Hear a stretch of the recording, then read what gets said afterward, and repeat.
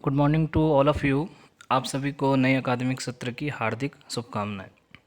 प्यारे विद्यार्थियों, हमारे जीवन में आने वाली प्रत्येक चुनौती हमें कुछ नया करने का और कुछ नए अनुभवों को अर्जित करने का अवसर प्रदान करती हैं। जैसा कि हम सभी भलीभांति जानते हैं कि आज संपूर्ण विश्व कोविड-19 नामक महामारी से पीड़ित है, भयग्रस्त है। इस महामारी में जहां एक तरफ पूरी दुनिया में लाखों लोग काल कलवित हुए हैं और बेरोजगारी के कगार पर खड़े हैं, वहीं दूसरी तरफ इस महामारी ने हमें कुछ क्रिएटिव, कुछ रचनात्मक करने का और अपने इनोवेटिव आइडियाज़ को इम्प्लीमेंट करने का एक अवसर भी प्रदान किया है। इसी क्रम में टीचिंग और लर्निंग के क्षेत्र में भी जब हम physically face to face interaction नहीं कर सकते, तो वर्चुअल टीचिंग और लर्निंग के माध्यम से भी हम अपने उद्देश्यों को पूरा कर सकते हैं। तो जब तक परिस्थितियां सामान्य नहीं हो जाती, हम इसी प्रकार ऑनलाइन माध्यम के द्वारा अध्ययन अध्यापन करते रहेंगे। आज हम जिस विषय पर बात करेंगे वह है इंट्रोडक्शन ऑफ इकोनॉमिक्स, अर्थशास्त्र का परिचय। तो जब हम अर्थशास्त्र के विषय की बात करते हैं तो सर्वप्रथम बात आती है व्हाट इज इकोनॉमिक्स। इकोनॉमिक्स क्या है, अर्थशास्त्र क्या है। तो जनरली हम इकोनॉमिक्स को सोशल साइंस में कंसिडर करते हैं, क्योंकि इसे हम समाज विज्ञान के विषय के रूप में देखते हैं। हम इसके अंतर्गत समाज में रहने वाले व्यक्तियों के आर्थिक व्यवहार और उनके आर्थिक क्रियाकलापों का अध्ययन करते हैं। यदि हम अर्थशास्त्र विषय के प्रादुर्भाव की बात करें तो ऐसा माना जाता है कि अर्थशास्त्र का प्रादुर्भाव मानवीय सभ्यता के विकास के साथ ही हो गया था। प्रारंभ में अर्थशास्त्र को नीति शास्त्र का ही भाग माना जाता था, परंतु एडम स्मिथ ने इसे नीति शास्त्र से अलग किया तथा इस विषय के विकास में महत्वपूर्ण योगदान दिया। उन्होंने अपने से पूर्व और जो अपने समकालीन विचारक थे उनके अर्थशास्त्र संबंधी विचारों को सुव्यवस्थित तरीके से अपनी पुस्तक, जो कि 1776 में प्रकाशित हुई थी, उस पुस्तक का पूरा नाम था an inquiry into the nature and causes of wealth of nation, जिसे हम शॉर्ट में वेल्थ ऑफ नेशंस भी कहते हैं। उस पुस्तक में एडम स्मिथ ने उन सभी आर्थिक विचारों का समावेश करके अर्थशास्त्र को सुविचारित एवं क्रमबद्ध तरीके से प्रस्तुत किया। इस कारण उन्हें हम आधुनिक अर्थशास्त्र का जनक भी कहते हैं। तो एडम स्मिथ को आधुनिक अर्थशास्त्र का जनक क्यों कहा जाता है? क्योंकि अर्थशास्त्र को एक अध्ययन की शाखा और एक विषय के रूप में विकसित करने का श्रेय एडम स्मिथ को ही है। अब हम जब अर्थशास्त्र शब्द की उत्पत्ति देखते हैं तो अर्थशास्त्र शब्द ग्रीक शब्द ओइकोनोमिया से उत्पन्न हुआ है। ओइकोनोमिया दो शब्दों से मिलकर बना है। ओइकोस, OIKOS, जिसका अर्थ होता है हाउस, और नोमस, NOMOS, जिसका अर्थ है कस्टम और लॉ। अतः ओइकोनोमिया का शाब्दिक अर्थ हुआ परिवार का प्रबंध। अतः हम शाब्दिक अर्थ की दृष्टि से कह सकते हैं कि अर्थशास्त्र का संबंध परिवारों के कुशल आर्थिक प्रबंध से होता है। तो प्रारंभ में केवल परिवार का कुशल आर्थिक प्रबंध ही अर्थशास्त्र की विषय वस्तु थी, किंतु जैसे जैसे इस विषय का विकास होता गया वैसे वैसे इसकी विषय वस्तु भी बदलती गई। अतः अर्थशास्त्र की जो भी परिभाषा दी गई है वह कुछ समय पश्चात अपूर्ण और अधूरी प्रतीत होने लगी।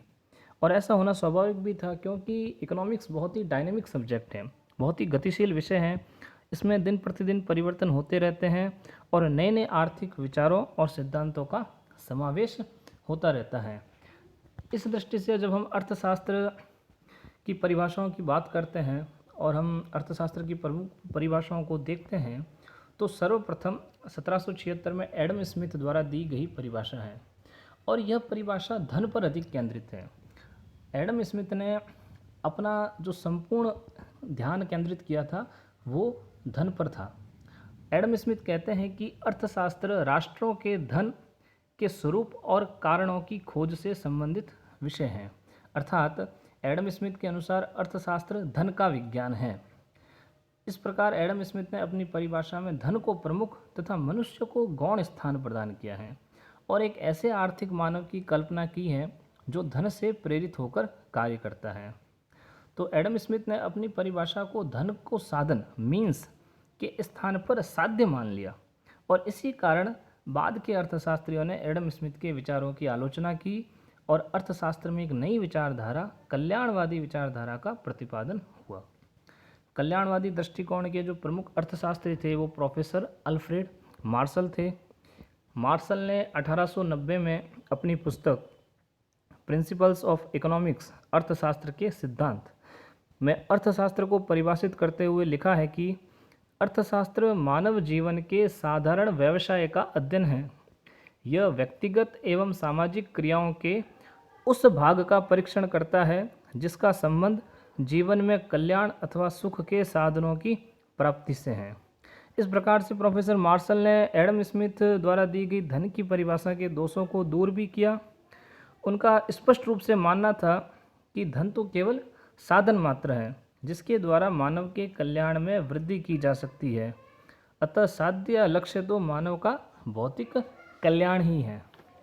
प्रोफेसर मार्शल की कल्याणवादी विचारधारा काफ़ी समय तक लोकप्रिय बनी रही, लेकिन कल्याण संबंधी परिभाषा में अनेक दोषों के कारण लॉर्ड रॉबिन्स ने इस विचारधारा की कटु आलोचना की। रॉबिन्स का मानना था कि अर्थशास्त्र को कल्याण से जोड़ना ठीक नहीं है, अनुचित है, क्योंकि मानव कल्याण एक मनोवैज्ञानिक विचार है जो स्थान, समय और परिस्थितियों में परिवर्तन के अनुसार बदलता रहता है और मानव कल्याण को मापने हेतु मुद्रा रूपी पैमाना भी अपर्याप्त है। दूसरा, रॉबिन्स कारण बताते थे कि मनुष्य की अनेक क्रियाएं जैसे शराब, मादक पदार्थों का सेवन और उन वस्तुओं का उपभोग व उत्पादन से मानव कल्याण में वृद्धि नहीं होती है, लेकिन फिर भी उनमें आवश्यकता पूर्ति की शक्ति होती है। अतः अर्थशास्त्र में कल्याणकारी और अकल्याणकारी दोनों प्रकार की क्रियाओं का अध्ययन किया जाता है। इस प्रकार अर्थशास्त्र का केवल आर्थिक कल्याण से संबंध स्थापित करना उचित नहीं है। इन सभी दोषों के कारण लॉर्ड रॉबिन्स ने 1932 में लॉर्ड रॉबिन्स की एक बुक प्रकाशित हुई थी 1932 में, जिसका नाम था an essay on the nature and significance of economic science. उस पुस्तक में उन्होंने सीमितता या दुर्लभता संबंधी दृष्टिकोण का प्रतिपादन किया। रॉबिन्स के अनुसार मनुष्य की आवश्यकताएं अनंत हैं और एक आवश्यकता की संतुष्टि के बाद दूसरी आवश्यकता उत्पन्न हो जाती है, परंतु इन आवश्यकताओं की पूर्ति के लिए मनुष्य के पास साधन सीमित हैं, अतः उसके समक्ष चयन की समस्या या चुनाव की समस्या उत्पन्न होती है और यह चयन की समस्या ही मूल आर्थिक समस्या है। रॉबिन्स ने अर्थशास्त्र की परिभाषा इस प्रकार दी है। रॉबिन्स लिखते हैं, economics is a science which studies human behaviour as a relationship between ends and scarce means which have alternative usage.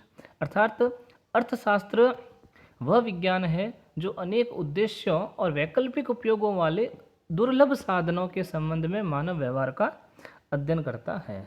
कालांतर में लॉर्ड रॉबिन्स की परिभाषा और उनके दुर्लभता संबंधी विचारों की आलोचना की गई, किंतु अर्थशास्त्र की आधुनिक परिभाषाएं रॉबिन्स के विचारों के अधिक करीब है। यदि हम अर्थशास्त्र की सर्वमान्य आधुनिक परिभाषा की बात करें तो वह इस प्रकार होगी, economics is that branch of knowledge which studies the processes through which the resource which are scarce in nature are allocated to satisfy the unlimited wants of the people. अर्थात अर्थशास्त्र ज्ञान की वह शाखा है जिसके अंतर्गत मनुष्यों की असीमित आवश्यकताओं की संतुष्टि हेतु उपलब्ध दुर्लभ संसाधनों के कुशलतम आवंटन का अध्ययन किया जाता है। तो यदि हम लेमैन की लैंग्वेज में पूछें कि what is economics, so our answer will be that economics is the study of optimum allocation of scarce resources to satisfy human needs और ह्यूमन वांट्स। नेक्स्ट लेक्चर में हम इकोनॉमिक्स की जो ब्रांच है माइक्रो इकोनॉमिक्स और macro economics, दो शाखाएं हैं अर्थशास्त्र की, व्यष्टि अर्थशास्त्र और समष्टि अर्थशास्त्र, उसके बारे में अध्ययन करेंगे। उनकी प्रकृति, उनका महत्व, उनका अध्ययन क्षेत्र, उसकी क्या सीमाएं हैं और अंत में व्यष्टि और समष्टि अर्थशास्त्र में क्या अंतर हैं, वो हम अगले लेक्चर में देखेंगे। तब तक के लिए धन्यवाद।